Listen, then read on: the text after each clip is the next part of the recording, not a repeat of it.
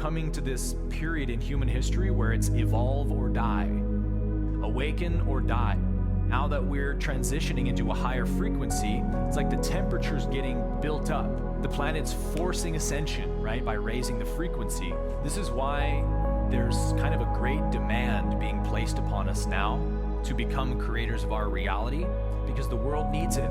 All the law of attraction teachings that say you're the creator of your reality, that's true, and they're pointing you in the right direction. But the real prize to be won is not just being able to create your reality, but knowing that you're the creator.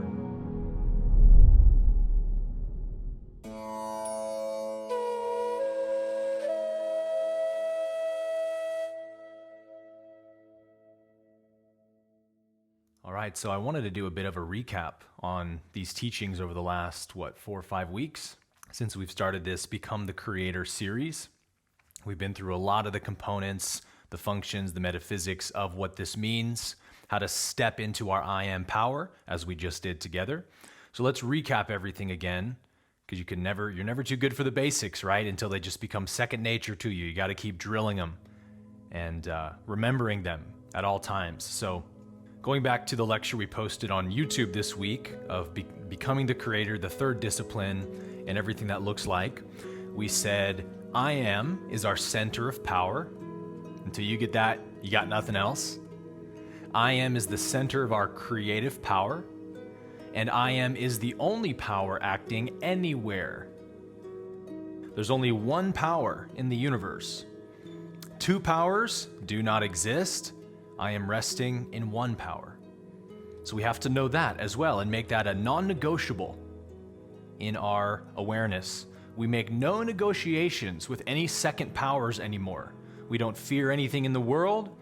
We don't fear or react to our mind in any way. We are the commander at the helm, yeah? So there's nothing that should ever provoke us to lose our inner peace. That's the crystallized state of self-mastery that we're striving towards and practicing towards. That potential to live out and manifest that perfection is in all of us right now, in its fullness and totality. But we've been practicing being an ego for 20, 30, 40, 50 plus years. So now we're just practicing unbecoming the ego and becoming the creator. So we're not gaining anything we don't have by practicing this. We're making conscious use and application of the power that we have available. So we said, I am is our center of power and the only power acting, and we must step into the conscious use and application of it. And the I am of us is God. God is the first person in the present tense. I am. Masculine, feminine as one. God is the first person in the present tense. So if we try to connect to the divine, if we try to connect to God in any way outside of the first person or the present tense, we're one step removed from real communication.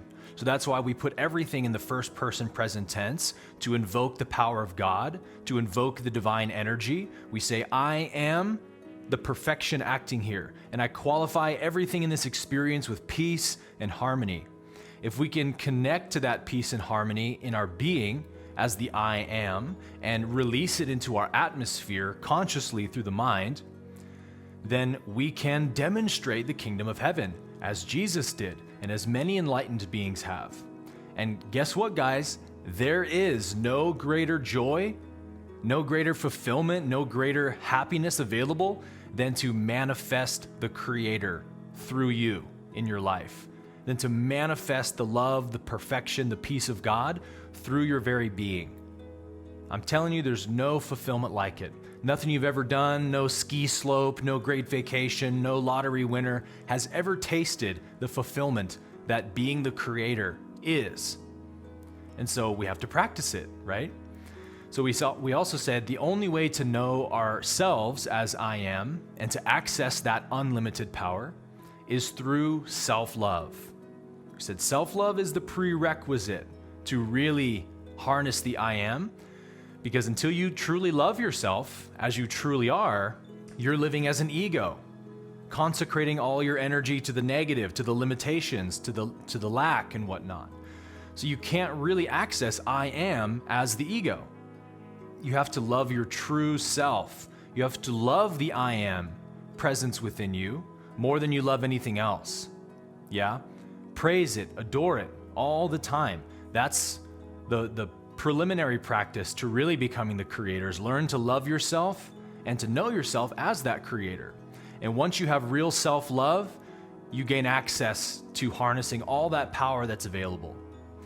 This is kind of like a built-in protection mechanism that the divine creator built into the universe, right? Because if you could harness this power fully as a ego, as a separate self, imagine the horrors that could be done. In a sense, many horrors are being done, although unconsciously, but to truly use the mighty opulence and power of I am to heal, to change reality, to command your experience to be as you want it to be, first requires you to step into union with the divine self. Until you have union with the divine self, you really don't have any spiritual power yet. So Ra calls this gaining a charge or polarizing to the positive. Just like a quantum particle cannot do work until it has a charge. Work, as a scientific term, is the ability for a particle to create change in the environment. So until a particle has a charge, it can't create change in the environment. And this law is across all levels and dimensions of the universe. So you as a person, as a character, as a player in the game, are just like a quantum particle in that you can't really create reality until you gain that charge. That charge is self-love, right? To know yourself as God, as the I am, is self-love, and that's what activates your charge spiritually. And then telepathy, psychic abilities, powerful intuition, physical healing, reality creation, manifestation, all those powers are instantly available once you're in that vibration, that frequency of fourth density love. So make no mistake, we have to practice this until it's mastered in us that I love myself and I never make way for any unloving thoughts or attack thoughts anymore. I'm done with it. I only tolerate perfect love for myself. Once you can get that down, well, it's free reign for the I am after that. Now you can really step into your conscious creatorship because you've actually harnessed the power of the divine within yourself. So everyone in the world is like a particle without a charge, and that's not to say they have no creative power, because they do. They just have no conscious creative power until at least some degree of ego is transcended and some degree of self-realization is gained. It's a pretty amazing mechanism, right? I talk about how evolution always incentivizes growth. And I've used the example that the orgasm, for example, is the incentive for reproduction. You know, the satiation we feel from eating food is the incentive to eat food and eat nourishment. Like if food tasted horrible, life couldn't go on in the universe, right? There has to be some incentive to eat for the physical body to reproduce. And we can give hundreds, thousands of more examples of this, right? But the evolutionary incentive for self-realization are all of the powers and abilities that happen in consciousness after self-realization, right? So it's like the universe dangles this carrot on a string saying, hey, you can be the creator of your reality. You can remove all disharmony and discord from your life. All you got to do is realize the I am. All you got to do is love yourself as the I am, and then it all belongs to you. Seek first the kingdom, Jesus said, and all these things will be added to you. We then said that the more we use our I am, the more its power grows within us. And we gave the example of a lump of clay, that your state of being is like a lump of clay that can be molded, and in fact is always being molded based on the way I'm qualifying my thoughts or not qualifying them, right? We can mold that clay unconsciously, which again most people are doing, or we can begin to mold it consciously, and that begins in our mind. We said that we qualify our energy through the two things, thought and feeling, right? A thought that has no feeling behind it doesn't register on our inner atmosphere. We're allowed to think and ponder and contemplate without all these powerful effects happening. But as soon as we feel something about the thought, it has an effect, and it's been qualified by us. So it's the combination of thought and feeling that really creates reality through us.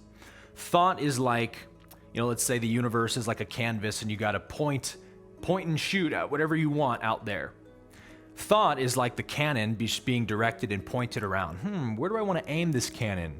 What would I like to choose today? And then it chooses its location, and then feeling fires that cannon at the thing that you want. So you're allowed to turn the cannon all you want of thought. You can think about anything with no consequence unless some feeling is behind it. So if resistance comes up, if fear, if any kind of contraction comes up, we need to requalify it immediately. Because what we don't want to do is fire the cannon in the wrong direction or send out negative energy that's going to come back to us eventually. So we talked about this practice of self-correction. Notice anytime your state of being contracts and requalify that thought which caused the contraction, requalify it with love. Easy, easy practice. And that's really the first two disciplines. Know yourself, love yourself. If any unloving thought, any thought that puts me as a separate self, a limited character, on the wheel of samsara and death, anything like that, I have to requalify that and say, no, I am not the person or the body. I am the infinite I am presence. That's what I am. Reaffirm that over and over until it's over, until it's non-negotiable, right? And then likewise, self-love. Any thought that's outside of love has to be requalified.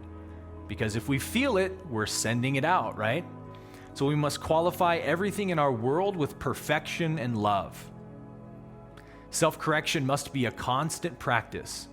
We talked about the positive use of denial and the affirmation of truth. That's how we requalify something. If we notice a discordant thought of some kind, victimhood, lack, we say, I renounce all belief in lack, and I affirm I am all abundance in the universe. However you want to do that, right? You just positive use of denial. This thought is not true. I recognize that. And then the affirmation of truth in its place. And that's also the basic practice of the three beliefs, yeah? We also have to know that we have unlimited use of this I am power, right? We said you're always creating, you're always pointing at something. So if we know we have unlimited use of this power, shouldn't we be charging up our I am power all day with these truth affirmations? I am the presence and intelligence qualifying everything in my world with perfection this day. Can that just be something that goes on in you like a mantra? I am love, I am peace, I am joy. Like just keep affirming the I am, because you're charging it up as you do that. As you place your attention on it and qualify it with the qualities you want, love, peace, joy, radiance, abundance, expansion, then it starts to grow and it starts to build in those qualities.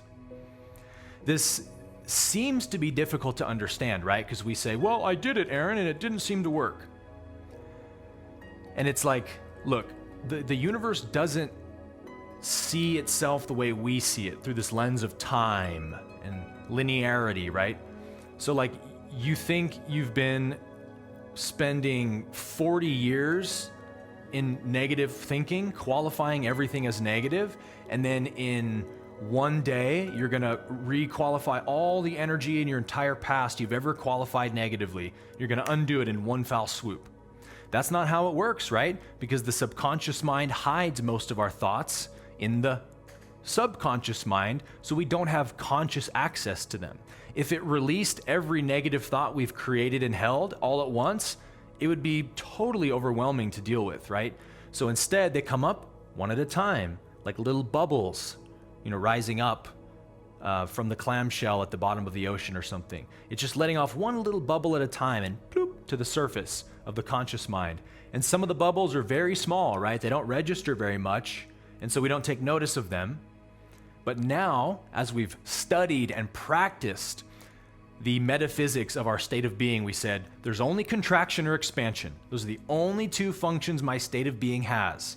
So if I notice any level of contraction, I can be sure it's a negatively qualified thought coming up to be requalified by me, the I am power. So we take everything with the same consequence now.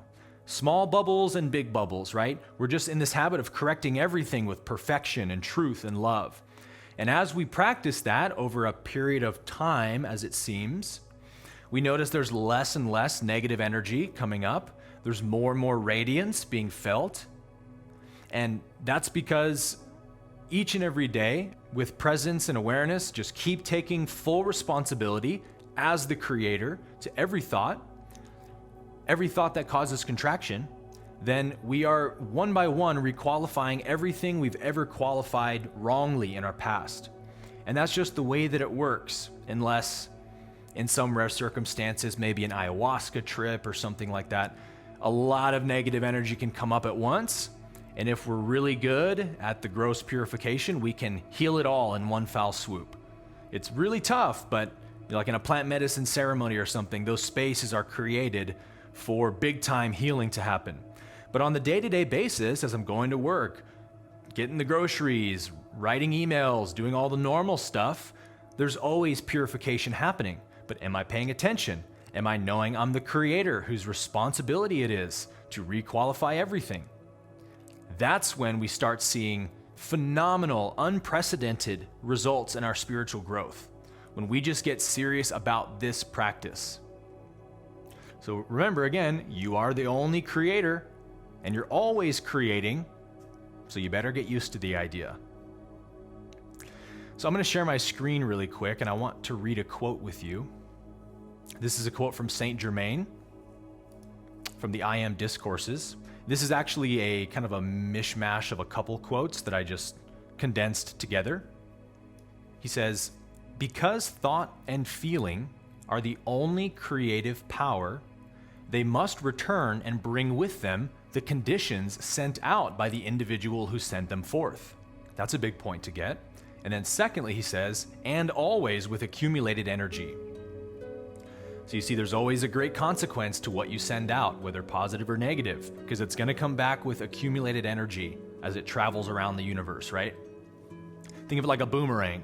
You throw the boomerang, it goes out into the cosmos and always comes back with accumulated energy. You must know that you have the power through the I Am presence to consciously qualify your thought in whatever way you will. The student must become firmly aware that he or she is the conscious, controlling power in his life, in his world, and that he can fill it with any quality that is needed or that he may choose. If at any time anything less than perfection attempts to make an appearance in your experience, declare vehemently that it is not true, and that you accept only God, which is perfection in your life, everywhere manifest. So do you get it? It's a simple message, isn't it? You're the creator, you're choosing everything, you're never at the receiving end, you're always at the creative end. But are you using that creative power is the only question. This is why there's kind of a great demand being placed upon us now to become creators of our reality as we're in this shift from third to fourth density. There are billions of people on this planet right now who are unconsciously miscreating, right? There's a lot of negative energy being sent out in the world we live because of the unconsciousness of the minds of the people, right? So when we see war, strife, child trafficking, corruption, any kind of power abuse, we should be like, no wonder, not surprised. With billions of I Am creators just sending out negative energy all the time, guilt, shame, fear, condemnation, judgment, bitterness, resentment, out and out and out and out. It's no wonder at all we're seeing the things we see in this world. And now that we're transitioning into a higher frequency, it's like the temperature's getting built up. People are getting cooked a little faster now on the planet. The planet's forcing ascension, right, by raising the frequency. So it's really like we're coming to this period in human history where it's evolve or die in that sense. Awaken or die. The consequences of being asleep and ignorant are too great at this point. There's disease and toxicity everywhere. There's deception, control, manipulation happening everywhere from the negative polarity. If you're not awake and aware in reality, you're going to get drawn into those traps. You're going to get drawn into those negative energies. And many people are in our world, right? And so this is the divine gift that we're being given of awaken or die, because really we all want to awaken. Everybody does want to awaken. But there just wasn't enough of that incentive, as we talked about before, from 2020 on, when this huge upgrade has really begun, this great awakening. There wasn't enough of an incentive for the collective of the world to really wake up to the truth. But now there sure is. And so you and I, in this sense, because of what's happening on this planet, it's like there is a great spiritual demand being placed on us from the Logos to say, hey, wake up and be the creator of your reality. Turn away from any wrongly qualified energy you encounter in the world. Fear no evil, see no evil, hear no evil. Only see, feel, hear perfection. Because the world needs it desperately, right? People are suffering, people are dying, people are being abused because nobody is awake to who they are. So how can people awaken to who they are if there aren't people out there demonstrating who they are? If there aren't people out there walking in a higher frequency, becoming the creators of their reality, that even while we're in the midst of a great recession and inflation and oh no, it's so difficult, there's all these people just manifesting incredible abundance in their life. How are you guys doing that in the midst of this recession? Because I am all abundance. And you are too, but you just don't know it. There needs to be a demonstration. This is what Jesus meant, I believe, when he said, unless you believe that I am, you will die in your sins.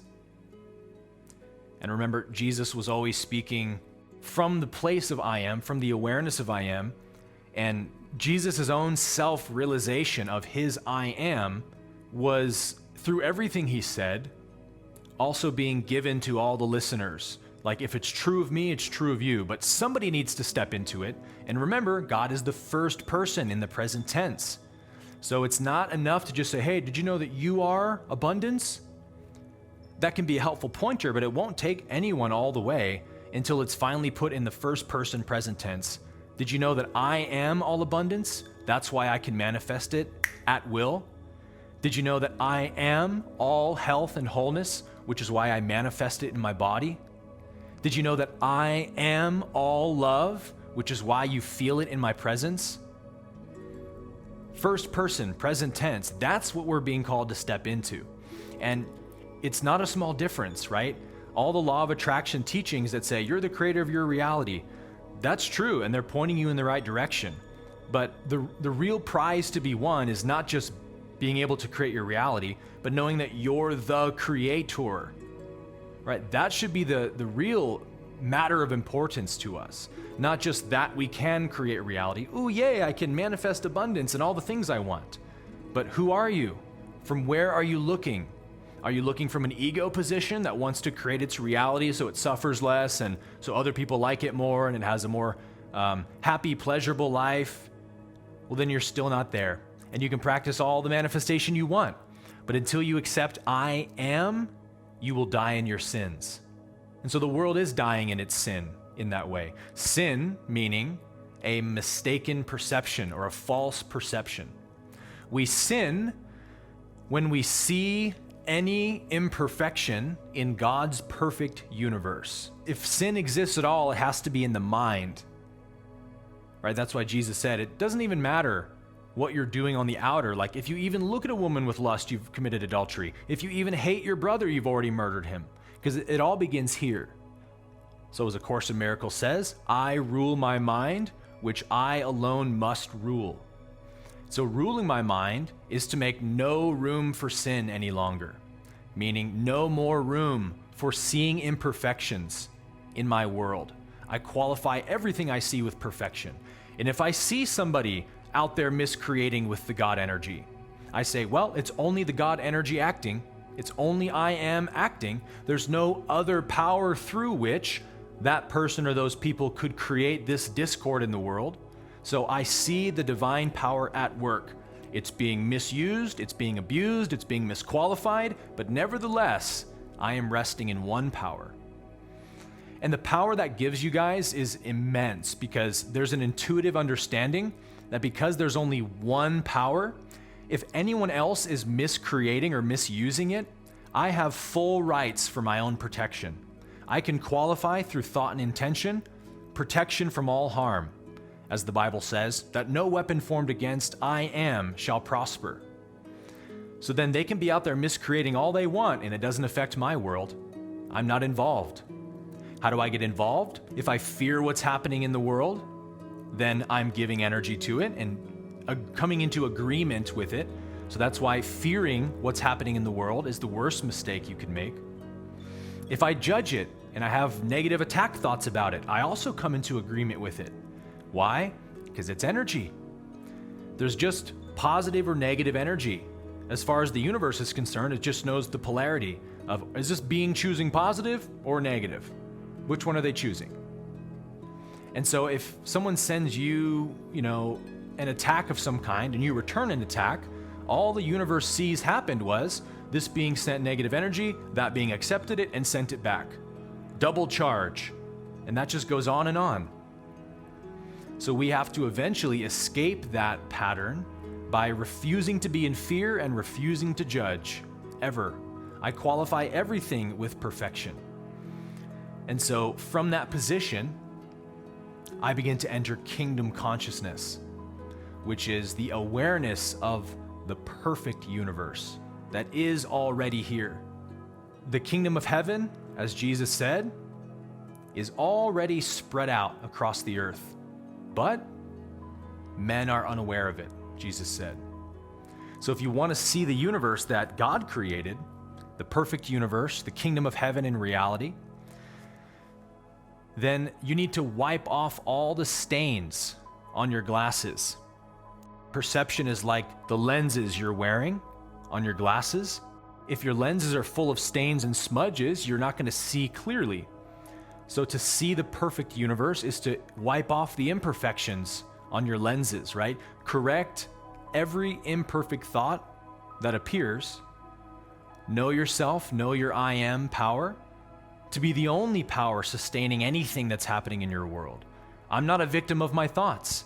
No thought causes me to jump back in fear. No thought causes me to go, oh no, why am I still thinking this? Oh, I thought I was better than this. I thought I transcended this. You see how you're stepping way out of creator consciousness when you talk like that? Aaron, help, I've been meditating for weeks on this thing, but these lack thoughts just keep reappearing. Like, what's the next trick? What do I do? And the real answer is stop sustaining it. Stop sustaining those thoughts by being afraid of them, having resistance towards them, needing to control them. You're seeing them as some kind of big deal, right? A second power apart from you. And there is no second power. Those thoughts are appearing because you've given them all the energy they have. Once you know that, what is there to fear? What could you possibly fear if you know that it's all just your energy in your world and it can always be requalified? Then it's like, well, just time to get down to business. Just time to start requalifying all these thoughts with love and abundance and peace. So where all the discord was, you actively choose to see in its place perfection. That's what the quote we read from Saint Germain is talking about, right? This is self-correction. Actively choosing to see perfection in the place of any imperfection the ego implies. So again, although some beings may be misusing their God power with great consequences to themselves, it is nonetheless that one power acting through them. And if I can see that, rather than, oh, violence, abuse, death, rather than seeing that, I can see a misapplication of the God power. I forgive you, brother, and I requalify your energy with love. What if a few thousand of us were doing that on a daily basis? Right? Imagine the implications on the collective. That's real kingdom consciousness, isn't it? That's becoming the creator. All energy in the universe is naturally harmonious and intelligent. So if we just allowed the universe to be as it was with no resistance, all we would ever see or experience was perfection happening. And so any negative energies there are in the universe, it's because some being somewhere qualified that energy and sent it out. And as that boomerang goes out into the universe and maybe interacts with me, if I agree with it or accept it, I add more power to it and intensify that quality in myself. So it's like energy is being sent out all the time by everybody. But if there were no ability to send out negative thought energy, all energy in the universe would be perfect. And in fact, Ra says it was like that for a long time. There wasn't a negative polarity for many universes. And what the Creator found was, although it was wonderful, there was no incentive for evolution, and the progression of evolution of the soul took an incredibly vast, incomprehensibly long amount of time. So the Creator, wanting to speed up the process of evolution, devised the possibility of the negative polarity, which is like taking all the attributes of the divine, of reality, and sort of inverting them into a shadow, and then casting that shadow into the universe. And now we seem to experience discord, sickness, lack, disease, sin, poverty. We seem to experience these things because many beings are agreeing to create them. But they don't have any actual basis in reality, right? Apart from the mind that created them. No lack can exist anywhere in this universe unless a creator chooses to believe in it and create that experience. Because in the universe, in reality, there's just abundance manifest everywhere. Everything is just pure infinite energy, which can be changed, qualified in any direction whatsoever. We're in a virtual playground in this universe where it's just all vibration. All vibration is energy in motion, and it must be qualified. And we're given the creative power to do that. But once the Creator made the negative polarity, then all of a sudden the I am power can now be misused, we could say, if we want to use that term loosely. It can be misused or abused, or people can miscreate darkness, shadow, evil, sin, suffering. Those things are possible now. And what that does is it gives the light much more context for what it really is. Now love has real meaning in the world. Now the light of the divine, the wisdom, the peace, the joy of God has real significance because its opposite has really detrimental consequences. So the fact that you're in this course in 40 University, listening to me talk right now, and you're interested in what I have to say, means you've been called by the universe to step into this. The universe needs you, the world needs you to step into your conscious creatorship. That's how we heal the world. Yeah? Each one of us, one by one, individually, ascending to the fourth density, becoming the creator, manifesting the kingdom on earth. What a fun job to have, right?